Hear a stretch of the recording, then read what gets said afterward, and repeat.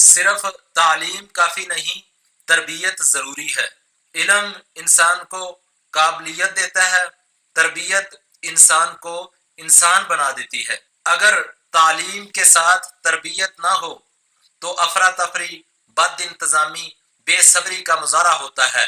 لیکن اگر تربیت ہو، وسائل معمولی ہوں، تو پھر بھی سکون ملتا ہے، پھر بھی انسان عزت والی زندگی گزارتا ہے، پھر بھی انسان بہت بڑا صابر شاکر بن کے زندگی گزارتا ہے، امن اور نظام قائم رہتا ہے۔ یاد رکھو، تعلیم صرف ڈگریاں دینے کا نام نہیں، بلکہ اصل تعلیم وہ ہے جو انسان کو شعور دیتی ہے، بااخلاق بناتی ہے، جو انسان کو با ادب بناتی ہے، با حیا بناتی ہے، انسانیت کا درس دیتی ہے۔